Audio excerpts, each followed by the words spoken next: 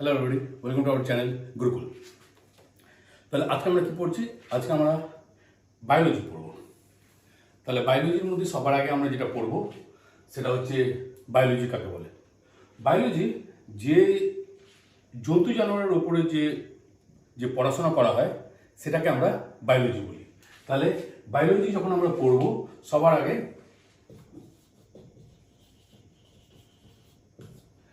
Biology who is the founder of the biology বা জনক কে, যদি আমরা এটা জিজ্ঞেস করি তাহলে আমরা বলবো অ্যারিস্টটল। কে? অ্যারিস্টটল। অ্যারিস্টটল কে? অ্যারিস্টটল হচ্ছে আলেকজান্ডারের গুরু। আলেকজান্ডার যখন 16 বছর ছিল তার বাবা আর মা অ্যারিস্টটলের কাছে পাঠিয়েছিল। অ্যারিস্টটলের গুরু আর কে? সেটা হচ্ছে প্লুটো। আর প্লুটোর গুরুকে সক্রেটিস। তার মানে অনেক পুরনো ব্যাপার, ঠিক আছে। উনি আর কি এই বায়োলজির একটা উনি জনক আর কি। তারপরে লাস্টের দিকে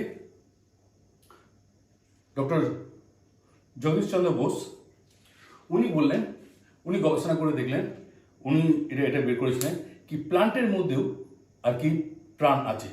তো প্লান্টের মধ্যে যখন প্রাণ আছে এটা যখন জানা গেল, তারপর বায়োলজিকে দুটো ভাগে ভাগ করা হলো, জুওলজি, বটানি।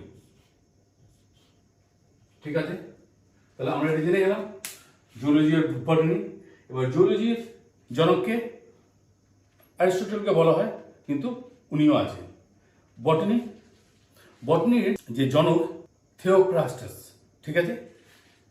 তাহলে উনি আর কি দ্য ফাদার অফ দ্য বটানি বলা হয়, ঠিক আছে। তাহলে আমরা এতটা ছেড়ে গেলাম। এরপর আমরা এর মধ্যে সবার আগে এই পুরো বায়োলজি সেটা আমরা পড়বো, তার মধ্যে মানুষের শরীরে বা যে কোনো, এবার তার আগে আমরা এটা জেনে নিই কি জুওলজি যেটা পড়া হয় ওটা অ্যানিমালকে পড়া হয়, আর বটানি কিটা নিয়ে পড়া হয় সেটা হচ্ছে plant.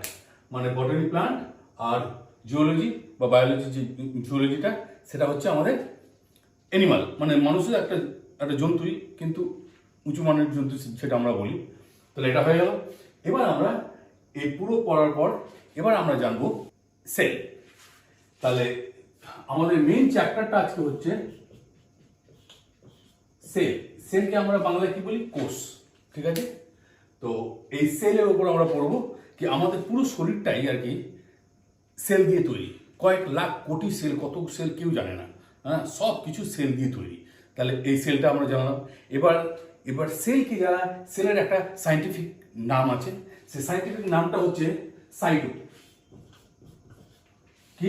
Cyto, scientific name of the cell. কিন্তু তার আগে আমরা একটা জিনিস আরো জেনে নিই, এই সেলের যে আর কি আবিষ্কার করেছিলেন ওনার নাম কি? ওনার নাম হচ্ছে রবার্ট হুক। ওনার নাম হচ্ছে রবার্ট হুক। উনি 1665 সালে এটার আবিষ্কার করেছিলেন। এই পুরো তখন আর কি মৃত জীবের ওপরেই আর কি এই গবেষণাটা করা হতো, তার মানে ডেড সেলের উপর করা হতো। তাহলে এর সাইন্টিফিক নেম হচ্ছে সাইটো। এটা নিয়ে যারা পড়াশোনা করে বা এটা যদি হবে সাইটোর সঙ্গে লজি লাগিয়ে দিচ্ছি, সাইটোলজি। যেমনি বায়োলজি, জুওলজি, ঠিক তেমনি সাইটোলজি। তাহলে আমরা এতটা জেনে গেলাম। এবার সাইটোলজি যেটা হয়, এর যে থিওরি আর কি সিদ্ধান্ত যিনি দিয়েছিলেন উনি হলেন স্লেডেন অ্যান্ড সোয়ান, ঠিক আছে। স্লেডেন অ্যান্ড সোয়ান। এবার এখান থেকে আমরা এবার শুরু করে দেবো সেলের ব্যাপারে। এবার আমরা সেলের ব্যাপারে, যখন মানে শরীরের সব থেকে ছোট যে পার্টটা হয় সেটা হচ্ছে সেল। এবার সেল দিয়ে তাহলে আমরা কিভাবে তৈরি হয়েছি বা আমাদের শরীর কিভাবে তৈরি হয়েছে সেটা হচ্ছে, প্রথমে হচ্ছে সেল, তারপরে হচ্ছে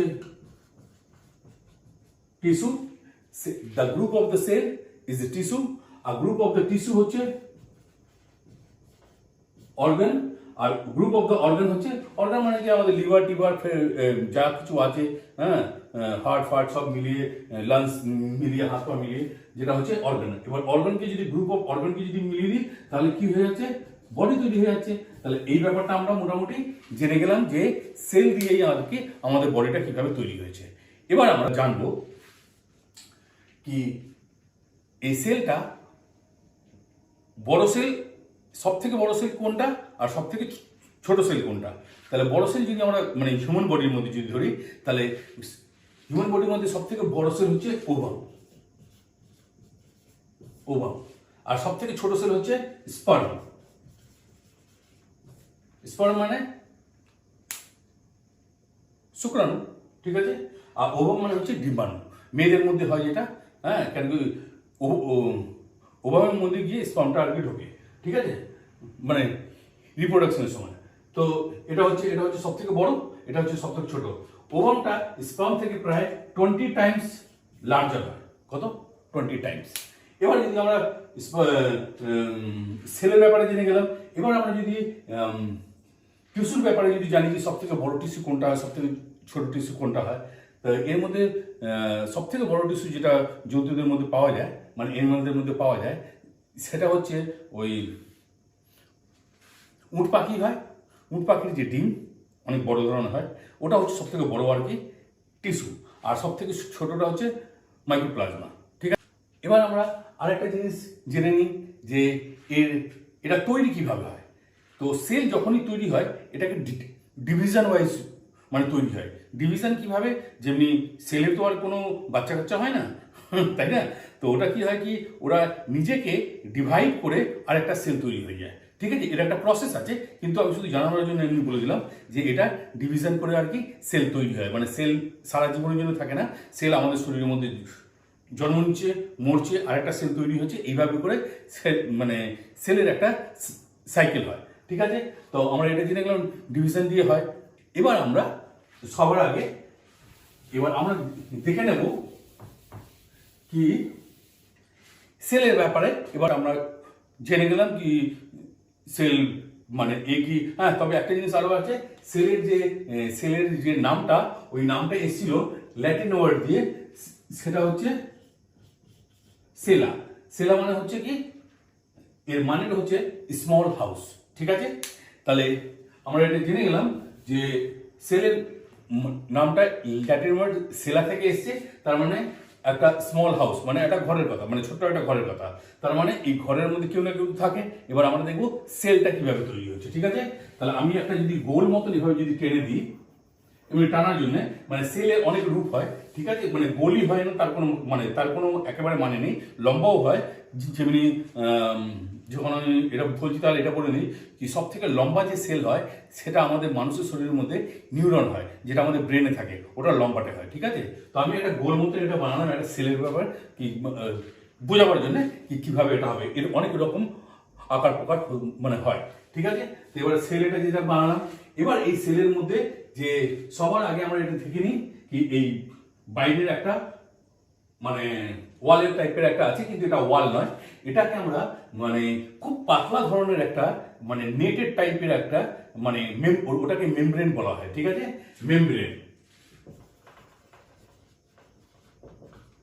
মেমব্রেন বলা হয়, ঠিক আছে। তো এটা আর কি একটা মেমব্রেন দিয়ে তৈরি, এটাকে আমরা প্লাজমা মেমব্রেনও বলতে পারি, ঠিক আছে। প্লাজমা মেমব্রেন, ঠিক আছে, প্লাজমা মেমব্রেন। তাহলে আমরা এটা জেনে গেলাম যে এই সেলটার যেটা বাইরের যে পার্ট আছে সেটা এক ধরনের আর কি নেট টাইপের মানে বাউন্ডারি, যেটা ওয়াল বলা হয়, কিন্তু ওটা আর কি মানে ওয়াল না, ওটা হচ্ছে মেমব্রেন, ঠিক আছে। মানে সেলের মধ্যে এটা আমরা বলি, এটার নাম হচ্ছে মেমব্রেন, ঠিক আছে। তো এটা হচ্ছে প্লাজমা মেমব্রেন বা সেল মেমব্রেন, আমরা যে কোনো কিছু আর কি বলতে পারি। তাহলে আমরা এতটা আপাতত এসে গেলাম। এবার আমি আরেকটা জিনিস ধরে দিতে, যখন আমি সেলটা পড়াচ্ছি কি মানুষের মধ্যে তো এরকম একটা প্লাজমা মেমব্রেন বা সেল মেমব্রেন হয়, কিন্তু প্লান্টের মধ্যে সেল কিভাবে হয়, ওদের কি আমাদের মতনই হয় না, ওদেরটা একটু যেহেতু ওদের মধ্যে আর কি ওটা খুব শক্ত হয়, হ্যাঁ, এই জন্যে কেন কি গাছপালার মধ্যে রোদ ঝড় বৃষ্টি অনেক কিছুই তো হয়। তো এটার জন্যে মানে ভগবান আর কি কে বানিয়েছে আমি তো জানি না, হ্যাঁ, যদি ভগবান বানিয়েছে তো আমি যদি বলি তাহলে ওখানে একটা কি হয় কি ওরা আরেকটা এখানে একটা এরকম করে একটা ওয়াল দিয়ে দেয়, এটা একটা ওয়াল দিয়ে দিল, এটা এক্সট্রা ওয়াল, মানে এটা ভেতরে আর এটা বাইরে, তাহলে আর কি এটা একটু শক্ত হয়ে গেল। ঠিক আছে, এই যে বাইরের যেটা দেওয়া হয় এটাকে সেল ওয়াল বলা হয়। ঠিক আছে, এটাকে বাইরে যেটা দেওয়া হয় এটাকে সেল ওয়াল। এর আগেটা আমি কি বলেছিলাম? মেমব্রেন। ঠিক আছে, আগেরটা কিন্তু ওয়াল নয়, হ্যাঁ, ওটা হচ্ছে মেমব্রেন।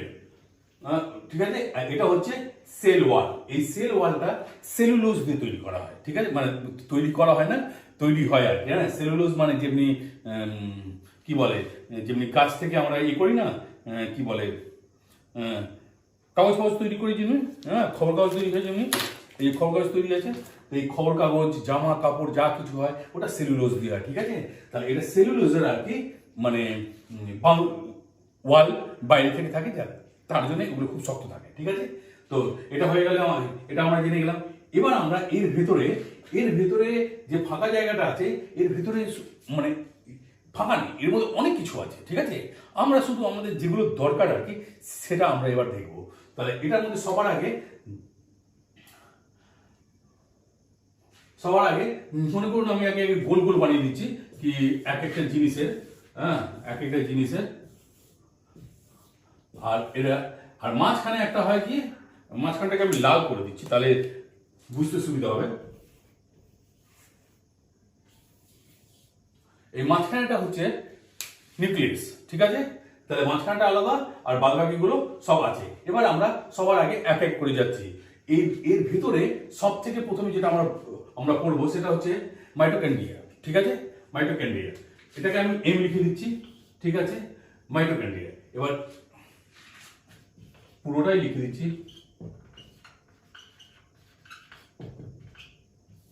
মাইটোকন্ড্রিয়া, মাইটোকন্ড্রিয়া কাকে বলে? মাইটোকন্ড্রিয়াটা কি? এবার মাইটোকন্ড্রিয়াটা হচ্ছে কি, আমরা বলতে পারি এটা হচ্ছে পাওয়ার হাউস। ঠিক আছে, এটা হচ্ছে পাওয়ার, মানে এই আর কি খাবার দাবার সবকিছু তৈরি করে। কিভাবে তৈরি করে? কি আমাদের শরীরের মধ্যে, যেমনি আমি বললাম কি আমাদের পুরো শরীরের মধ্যে সেল আছে। এবার পুরো শরীরে যে সেল আছে, তো সেল থেকে তো আমরা এনার্জি পাই। তো আমরা যখন নিঃশ্বাস নিই, মানে যখন রেসপিরেটরি করে, যখন অক্সিজেন আমরা নিই, যে সেই অক্সিজেনটা আমাদের এখানে আসে, এবার লাংসে এসে গেল। লাংসটা আর কি অক্সিজেনের জন্য, মানে লাংস দিয়ে আমরা কিন্তু এটা রেসপিরেটরি অর্গান নয়, এটা হচ্ছে কিন্তু মানে কি বলবো, মানে এটা একটা ট্যাঙ্কির মতন, কি এখানে এসে জমলো। কাজটা কিন্তু পরে হয়, অন্য জায়গা হয়। হ্যাঁ, এখানে লাংসের মধ্যে শুধু যে হাওয়াটা নিই আমরা, সে হাওয়াটা এখানে জমে, এবার তারপর অন্যান্য জিনিস দিয়ে ওগুলো যায়, সেটা আমরা পরে পড়বো। কিন্তু এবার মনে করুন কি যে অক্সিজেনটা নিলাম, তাহলে আমি একটা জিনিস আরো খুলে দিই, কি যখন আমরা অক্সিজেন নিই তখন ওর মধ্যে 72% হচ্ছে নাইট্রোজেন, 21% হচ্ছে অক্সিজেন, আর 0.03 হচ্ছে CO2। ঠিক আছে, এইভাবে করে আছে, তাহলে হয়তো এটা একটু বেশি হবে। ঠিক আছে, তো নাইট্রোজেনের ভাগ বেশি থাকে, অক্সিজেন তবে, তার মানে আমরা এগুলো যখন নিই তখন নাইট্রোজেন আসে আবার চলে যায়, CO2 21 আসে আর গিয়ে 17% বাইরে চলে যায়, এটা ঢোকে। এবার এখানে যখন আছে 0.03 CO2 আমরা নিই, কিন্তু বাইরে যাওয়ার সময় কি হয়ে যায়,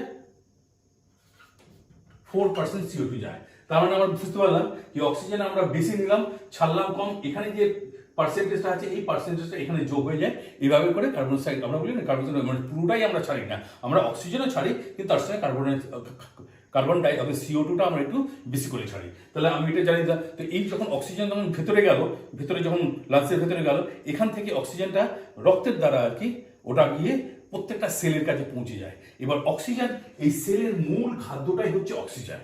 ঠিক আছে, এই মানে জলও আছে কিন্তু অক্সিজেনটাই হচ্ছে মেন। এবার এই অক্সিজেনটা যখন মাইটোকন্ড্রিয়ার কাছে যখন যায়, তখন একটা এদের মধ্যে একটা হয়, ক্রেব সাইকেল বলে একজন আছে, মানে একটা সাইকেল হয়, হ্যাঁ, ক্রেব সাইকেল। এটা ক্রেব সাইকেলটা আর কি একজন ক্রেব ছিলেন, ডক্টর ক্রেব, উনি আর কি এটা আবিষ্কার করেছেন, তাই জন্য ওনার নামে আর কি এটা হয়ে গেছে। তো ক্রেব সাইকেলের উপরে আর কি ক্রেব সাইকেল হয়, এবং সেইখান থেকে আর কি মানে খাবারটা আর কি তৈরি হয়। ঠিক আছে, ওই অক্সিজেন নিয়ে এখানটা মেন হয়, গ্লুকোজটা তৈরি হয়। ঠিক আছে। এবার এখানে যখন গ্লুকোজটা যখন তৈরি হচ্ছে, এখানে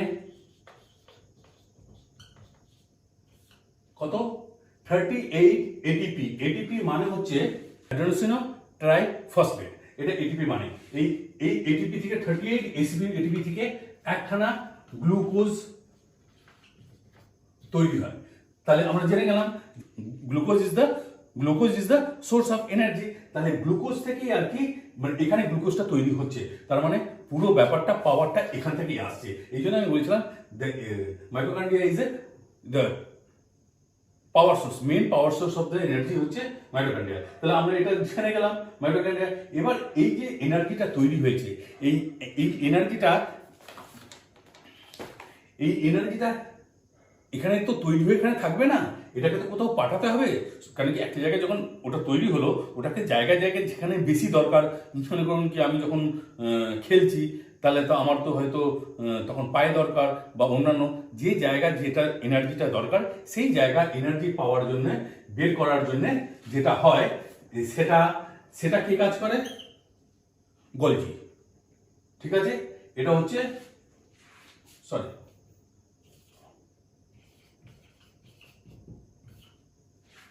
গলজি বডি, এটা ঠিক আছে, গলজি বডি। এর কাজ হচ্ছে, এর কোনো এমনি কাজ নেই, এর কাজ হচ্ছে, মেন কাজ হচ্ছে এটাকে আর কি মানে এখানে যে এনার্জিটা তৈরি হলো, যে খাবারটা তৈরি হলো, সেটাকে ট্রান্সপোর্টের কাজ করে, এই সব জায়গায় মতন পাঠিয়ে দেয়। তাহলে মাইটোকন্ড্রিয়া হয়ে গেল, গলজি হয়ে গেল। তবে একটা জিনিস এখানে আছে যে এর যে এটা গলজি কেন কি একজন বৈজ্ঞানিক ছিলেন যিনি এটা আর কি আবিষ্কার করেছিলেন, গলজি। ঠিক আছে, ক্যামিলো গলজি আর কি আবিষ্কার করেছিলেন, তাই জন্য ওনার নামেই আর কি এটা আছে। তো ক্যামিলো গলজি এটা করেছিলেন। তাহলে এটা এসে গেল, এটা হচ্ছে ট্রান্সপোর্টের কাজ করছে। এবার এই ট্রান্সপোর্টের কাজ করার পর এর মধ্যে যে লাস্ট মানে এর পরের যেটা আসবে, এটা হচ্ছে কি ভ্যাকুয়াস। ঠিক আছে, ভ্যাকুয়াস। এর কি কাজ? এ হচ্ছে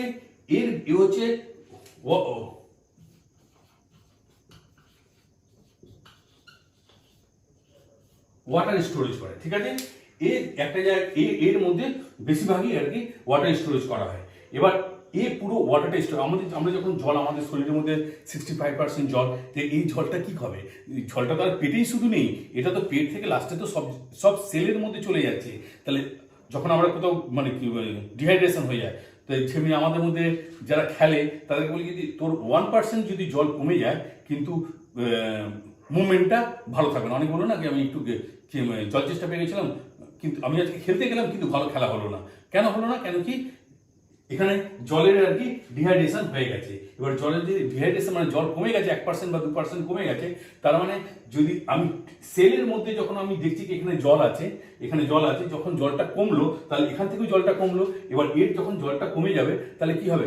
যে টিস্যুগুলো আছে সেখানেও জল, কেন কি সেল দিয়েই তো টিস্যুটা তৈরি হয়েছে।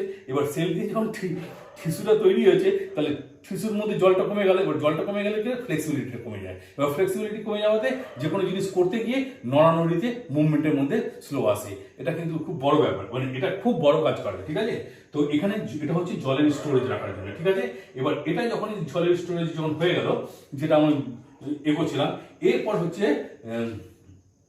সেন্ট্রোসোম। ঠিক আছে, এটা হচ্ছে সেন্ট্রোসোমের কি কাজ? সেন্ট্রোসোমের মেইন কাজটাই হচ্ছে কি সেলকে ডিভিশন করে। মানে সেটা বললাম এর আগে কি সেল ডিভিশন হয়, মানে সেল বানাবার জন্য, নতুন সেল তৈরি করার জন্য এই সেন্ট্রোসোমের খুব বেশি কাজ।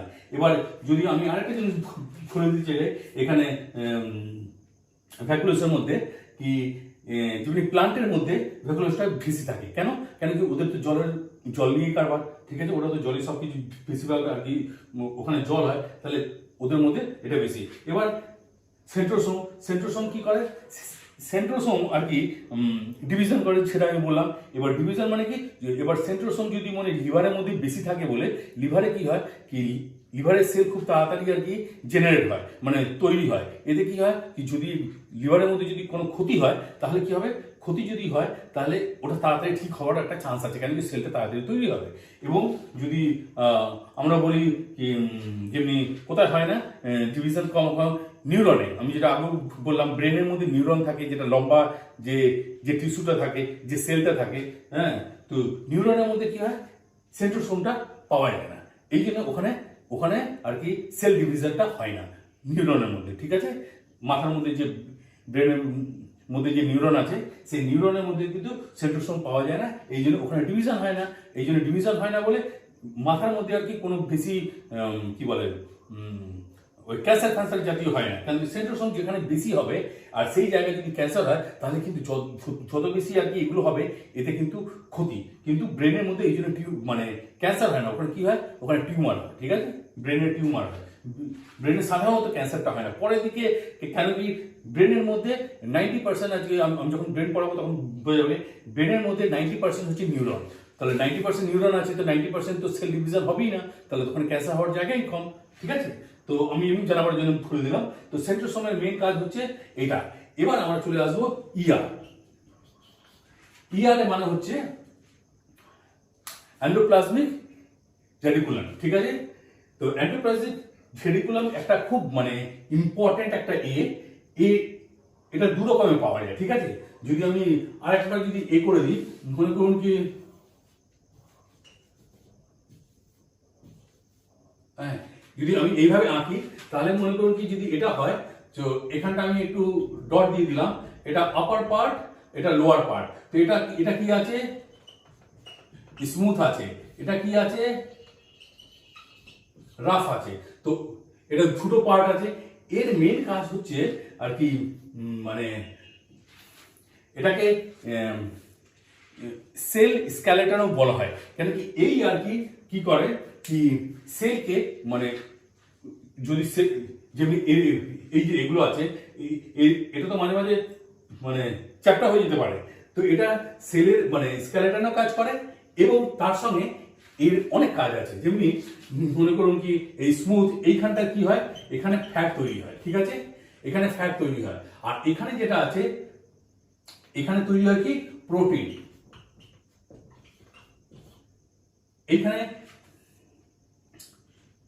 এখানে আছে এই যে ছোট ছোট যে ডট আমি দিয়েছি, এটা হচ্ছে রাইবোসোম।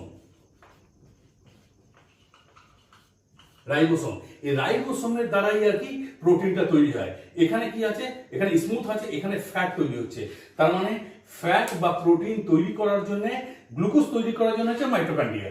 কিন্তু শরীরের মধ্যে প্রোটিন আর ফ্যাট কে তৈরি করে, এন্ডোপ্লাজমিক রেটিকুলাম, ঠিক আছে, এন্ডোপ্লাজমিক রেটিকুলাম। এই ইয়ারটাই হচ্ছে এবার এই তো রাইবোসোমকে কি বলা হয়, এটাকে বলা হয় প্রোটিন ফ্যাক্টরি। Protein factory. তাহলে এই প্রোটিন তৈরি, প্রোটিন একটা ইম্পর্টেন্ট জিনিস, ঠিক আছে। এই প্রোটিনটা হচ্ছে সব থেকে মানে আমাদের শরীরের মধ্যে মানে সবই ইম্পর্টেন্ট, কোনটা ইম্পর্টেন্ট না আমি আর কি বলবো, কিন্তু এটা খুব ইম্পর্টেন্ট। কারণ কি প্রোটিন আমাদের শরীরকে বৃদ্ধি করে। যদি প্রথমটা যদি খুলি, হ্যাঁ, বৃদ্ধি করে, আমি আর লিখছি না, হ্যাঁ, প্রোটিন আমাদের শরীরকে বৃদ্ধি করে। প্রোটিন আমাদের শরীরকে যদি 2 নম্বর বলি, প্রোটিন আমাদের শরীরের মধ্যে মেনটেনেন্স করে। আমাদের শরীরের মধ্যে কোনো কিছু হয় তার মেনটেনেন্সের ব্যাপারটা কিন্তু প্রোটিন দেখায়। এবং তার সঙ্গে protein is the source of the এনার্জিও হয়, কেন কি protein source of the energy, এই প্রোটিন সোর্স অফ দ্য এনার্জিও হয়। Protein source of the energy এইভাবে বলতে পারি কি যখন আমাদের সব যত রকমের এনার্জি আমাদের তৈরি হয়, এগুলো যখন শেষ হয়ে যায়, শেষের দিকে মনে করুন কি মানে একেবারে ওগুলো আর কি সব শেষ হয়ে গেছে, শেষের দিকে প্রোটিন কিন্তু last source of the energy. তখন লাস্টে প্রোটিনও কিছুক্ষণ মানে আমাদেরকে এনার্জি দেয়। তো this is the source of the energy. তাহলে আমরা পুরোটা ব্যাপারটা বুঝলাম যে প্রোটিন এখান থেকে তৈরি হয়। এবার এই প্রোটিনটা যখন তৈরি হয়, অ্যাকচুয়ালি প্রোটিনটা তৈরি হয় 10 + 10 কি 10 + 10 অ্যামিনো অ্যাসিড, ঠিক আছে। এই অ্যামিনো তার মানে 20খানা অ্যামিনো অ্যাসিড দিয়ে একখানা 1 প্রোটিন। তার মানে 20খানা অ্যামিনো অ্যাসিড দিয়ে একখানা প্রোটিন তৈরি হয়। ঠিক আছে, এটা জানা রইল। তার মানে এই প্রোটিনটা রাইবোসোম যে তৈরি করছে তার জন্য এখানে একটা একটা সাইকেল হয়, কি মানে কি অনেক কিছু নিয়োগে এই করে দেয়, সবগুলোকে মিলিয়ে আর কি পরে প্রোটিনটা তৈরি হয়। তো লাইফ সায়েন্সে একটা একটা সিস্টেম আছে, সে সিস্টেমটা হচ্ছে যদি কোনো অনেকগুলো জিনিসকে নিয়ে কোনো মানে যখন জড়ো করা হয় সেটাকে আমরা অ্যানাবলিজম বলা হয়, আর যেটাকে বিভাজন মানে সেপারেট করা হয় ওটাকে ক্যাটাবলিজম বলা হয়। ঠিক আছে, ওটাকে ক্যাটাবলিজম, অ্যানাবলিজম আর ক্যাটাবলিজম ভুলে গেছিলাম। ঠিক আছে, তো এই ব্যাপারটা এখানে আছে। তো আমরা এই এতটা জেনে গেলাম। এবার আমরা ইয়ারের পর তাহলে এটিপি দিয়ে আমাদের গ্লুকোজ তৈরি হয়, আর রাইবোসোম দিয়ে অ্যামিনো অ্যাসিড দিয়ে প্রোটিন তৈরি। তার মানে প্রোটিনে এক ধরনের অ্যাসিডই, কেন কি অ্যামিনো অ্যাসিড দিয়ে এটা তৈরি হচ্ছে, তাহলে তার তো কিছু তো একটা ভাগ থাকবেই, তাই না? তো এটাও একটা অ্যাসিড। তাহলে আমরা এখান পর্যন্ত মোটামুটি আমরা করে নিলাম। এরপর আমরা চলে আসবো নিউক্লিয়াসের মধ্যে। ঠিক আছে, এই নিউক্লিয়াসের মধ্যে এবার এই নিউক্লিয়াসের এদিকটা আসবো, তার আগে নিউক্লিয়াসে পড়ে নিই। নিউক্লিয়াস হচ্ছে একেবারে মানে এর মাঝখানে থাকে, এবং এটা হচ্ছে আর কি মানে এই সেলের আর কি ব্রেন, মানে পুরো সেলটাকে কন্ট্রোল কি করে নিউক্লিয়াস। কিন্তু নিউক্লিয়াসের সবার আগে জানার আগে আমরা জেনে নিই কি এর আবিষ্কার কে করেছিল। এর আবিষ্কার করেছিল রবার্ট ব্রাউন। ঠিক আছে, রবার্ট ব্রাউন। এবং এর যে মানে এই যে পুরো এটা হয়েছে, যে সেলটা হচ্ছে তার মধ্যে 90% হচ্ছে প্রোটিন আর 10% হচ্ছে ডিএনএ, আরএনএ এবং ক্রোমোজোম, এই মিলিয়ে আর কি নিউক্লিয়াসটা তৈরি। তাহলে আমরা এটাও জেনে গেলাম যে এই হচ্ছে মেন কাজ, হচ্ছে এই আর কি পুরো ব্যাপারটাকে আর কি এই যতগুলো এখানে পার্ট আছে সব পার্টকে কন্ট্রোল কিন্তু নিউক্লিয়াস করে, এই জন্য এটাকে the brain of the cell বলা হয়। ঠিক আছে, আর এটাকে কি বল মানে এর অনেক কিছু মানে এর খুব ইম্পর্টেন্স আছে। ঠিক আছে, নিউক্লিয়াসে। এবার নিউক্লিয়াসে যখন হলো এই যখন পুরো কন্ট্রোল করে, কিন্তু এটা একটা ব্যাপার আছে যে এই আর কি নিউক্লিয়াস শাসন তো করতে পারে, সবাইকে কন্ট্রোল তো করে, কিন্তু শাস্তি দেওয়ার এর কোনো মানে কি বলে শাস্তি দেওয়ার ক্ষমতা নেই।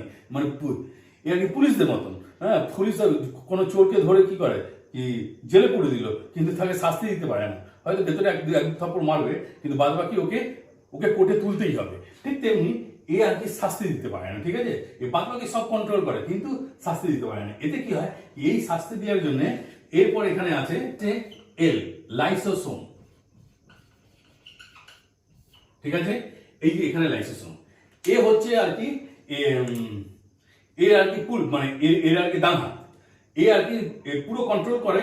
আর কখন কোনো যদি প্রবলেম হয় তখন এই লাইসোসোমকে বলে কি এরা কাজ করছে না, এবং মনে করুন কি এই লোকটা এ আর কি এই পার্টটা কাজ করছে না, তখন কি হয় এর ভেতরে একটা এনজাইম পাওয়া যায়, তার নাম হচ্ছে হাইড্রোলাইট এনজাইম। ঠিক আছে, হাইড্রোলাইট এনজাইম এই কি করে, এখান থেকে কিছু এনজাইম এখানে ছেড়ে দেয়, তারপরে এটা একেবারে এটা মরে যাবে। ঠিক আছে, কিন্তু অনেক সময় কি হয়, অনেক বড় একটা প্রবলেম এসে গেল, এ তখন পুরোটা কন্ট্রোল করতে পারে না, তখন এ কি করে, এ নিজেকে ব্লাস্ট করে দেয়, সুসাইড বোম এ ব্লাস্ট করে গেল। এবার এই পুরো জিনিসটাই একেবারে নষ্ট হয়ে গেল, মানে পুরো সেলটা মরে গেল। তাই জন্য এটাকে সুসাইড বোম না, ওটাকে বলা হয় মানে আমি মানে এর ছলে বললাম সুসাইড বোম্বিং, বা এটাকে বলা হয় সুসাইডাল ব্যাগ। ঠিক আছে, সায়েন্সে যেটা বইতে লেখা আছে, সুসাইডাল ব্যাগ কাকে বলা যায়, লাইসোসোমকে। ঠিক আছে, এ হচ্ছে মেন কাজ। তো এর কাজ হচ্ছে কি এখানে বোম মানে নিজেকে ব্লাস্ট করে এর ভেতরে যে এনজাইমটা আছে এটা সব জায়গায় ছড়িয়ে যায় এবং এটা মারা যায়, মানে পুরো একবারে সেলটাই শেষ হয়ে যায়। এটা কখনো কখনো হয়। ঠিক আছে, তো এই ব্যাপারটা আমি মোটামুটি বলে দিলাম। এবার আমরা সবার আগে দেখব যে এইভাবে যদি সবকটা যদি একটা মেমব্রেনের ভেতরে, এটা তো মেমব্রেন আমি আগেও বলেছি, একটা মেমব্রেন, ঠিক আছে, সেল মেমব্রেন বা প্লাজমা মেমব্রেন আমরা বলতে পারি। এই মেমব্রেনের ভেতরে যখন এটা আছে, তো এটা তো কখন এদিক ওদিক নড়ে যদি আমি নড়ছি, আমার শরীরটা সেল দিয়ে তৈরি, তাহলে কি হবে, একে অপরের মধ্যে ধাক্কা খাবে। তাই জন্য এটা যাতে না হয়, ধাক্কা খেলে কি হবে, ভাঙতেও পারে বা লেগে যেতে পারে, চোট লেগে যেতে পারে বা মুচকে যেতে পারে। এই জন্য এর ভেতরে আমি একটা কালো পেন দিয়ে করছি, এর ভেতরে একটা এই ছোট ছোট আর কি কোনো একটা পদার্থ দিয়ে দেয়া হয়। ঠিক আছে, এর এর মধ্যে একটা এভাবে দিয়ে দেয়। তার মানে কি, যদি কোনো মনে করুন কি তরল পদার্থ কোনো একটা যদি আমি একটা বালতি করে কিছু নিয়ে যাচ্ছি, ওর মধ্যে অনেকগুলো জিনিসপত্র আছে, ওটা নড়লে কি হবে, তো বাসনগুলো এদিক ওদিক নড়বে, তাই তো। তো ওটার মধ্যে যদি আমি জল ঢেলে যাই, যদি বাসনগুলো রেখে দিই, ওটাকে নড়বে? নড়বে না, তাই না? তো ঠিক তেমনি কি হয়, কি এটার মধ্যে একটা লিকুইড থাকে, সেই লিকুইডটা থাকার জন্য এরা আর কি একে অপরের সঙ্গে ধাক্কা খায় না। ঠিক আছে, এটা জানা গেল। ঠিক একই জিনিস এর মধ্যেও একটা লিকুইড পাওয়া যায়। তাহলে এখানে এটা পাওয়া যায়। এবার হলো কি, এই যেটা আছে এর নাম হচ্ছে সাইটোপ্লাজম। এর নাম কি হচ্ছে? সাইটোপ্লাজম। ঠিক আছে, এর যে তরল পদার্থটা, এর ভেতরে যেটা আছে সেটার নাম হচ্ছে নিউক্লিওপ্লাজম।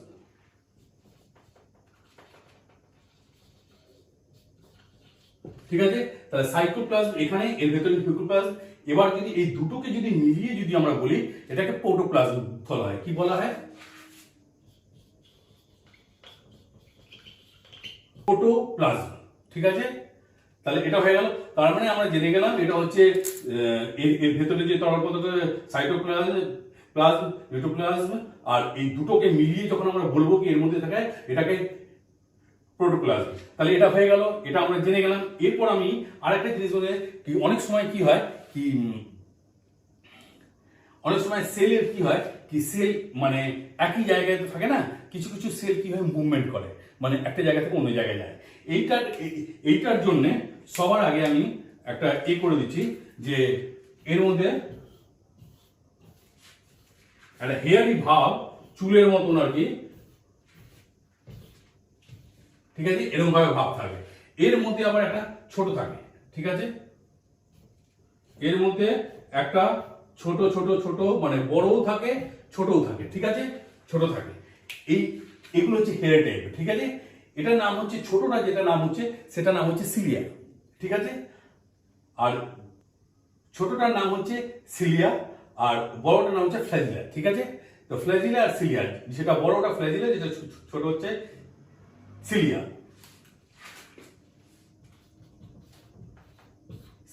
ঠিক আছে, তো এই যে এটা আছে, এটা কি হয়, এটা দিয়ে আর কি ওরা লোকোমোশন করে, মানে একটুখানি আর কি কোথাও যাওয়ার হলে আর কি ওটা দিয়ে ওইভাবে ওরা যায়। তো আমি এই পুরো সেলের ব্যাপারে ছোট করে আমি কতগুলো, এর মধ্যে অনেক কি কি জিনিস আছে এবং এদের কি কাজ আছে, যেমনি সবার আগে যেটা, এটা হচ্ছে পাওয়ার হাউস মাইটোকন্ড্রিয়া, যেটার মধ্যে আর কি গ্লুকোজ তৈরি হয়, এবং ক্র্যাব সাইকেলও এখানেই হয়। এটা হচ্ছে গলজি বডি, এটা কি করে, এটা ট্রান্সপোর্ট করে। ঠিক আছে, আমি আরেকবার করে ভুলে দিচ্ছি, এটা হচ্ছে ব্যাকুলাস। এই হচ্ছে জল স্টোরেজের ক্ষমতা আছে, মানে জল ট্যাঙ্কি খুলতে পারেন, মানে পুরো ফ্যাক্টরির মধ্যে সব আলাদা আলাদা জিনিস, এটা একটা ফ্যাক্টরির মতন, কি সব আলাদা আলাদা লোক আলাদা আলাদা কাজ করছে, ডিপার্টমেন্টাল স্টোর। ঠিক আছে, ডিপার্টমেন্টের মতন। হ্যাঁ, এটা হচ্ছে সেন্ট্রোসোম কি করে, ডিভিশন করে। ঠিক আছে, ডিভিশন করে। এটা হচ্ছে অ্যান্ডোপ্লাস্টিক রেটিকুলাম। এর দুটো ভাগ আছে, দু রকম হয়, যেটা দু রকমের মধ্যে একটা স্মুথ হয়, একটা রাফ হয়। স্মুথ যেখানে হয় সেখানে কি হয়, সেখানে ফ্যাট তৈরি হয়, আর যেটা উপরে আছে, যেটা রাফ আছে, তার মধ্যে রাইবোসোম আছে। রাইবোসোম ওখান থেকে রাফের জায়গায় প্রোটিন তৈরি হয়, এবং রাইবোসোমকে প্রোটিন ফ্যাক্টরি বলা হয়। এবং এখানে যে প্রোটিনটা তৈরি করা হয় সেটা 10 আর 10 অ্যামিনো অ্যাসিড দিয়ে তৈরি করা হয়। তবে একটা জিনিস আরেকটা বলে দিই, যে এই 10খানা আছে আননেসেসারি, মানে এটা অলরেডি শরীরের মধ্যে থাকে।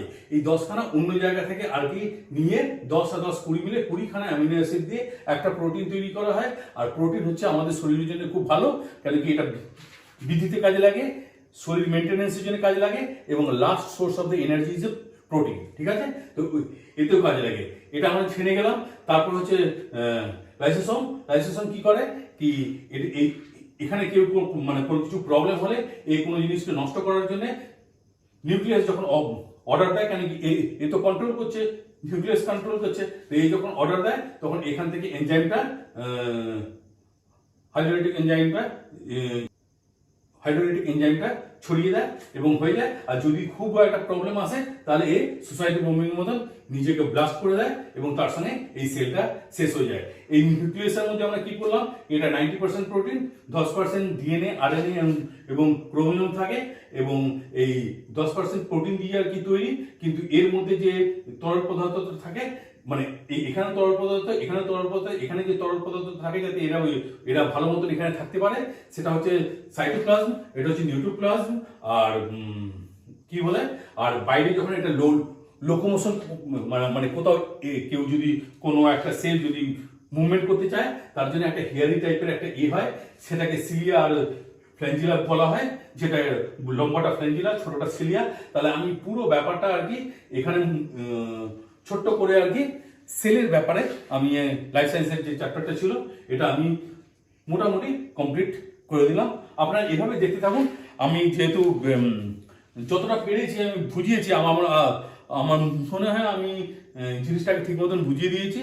আর মানে এই যে পার্টগুলো আছে, যে আলাদা আলাদা পার্ট, তার যে কি মানে কি কাজ করে, সেটা তো আমি মানে টোটালটাই আমি মোটামুটি বুঝিয়ে দিয়েছি। আপনারা এভাবে দেখতে থাকুন। এরপরে আমরা লাইফ সায়েন্সের অন্য চ্যাপ্টারে যাচ্ছি। নমস্কার।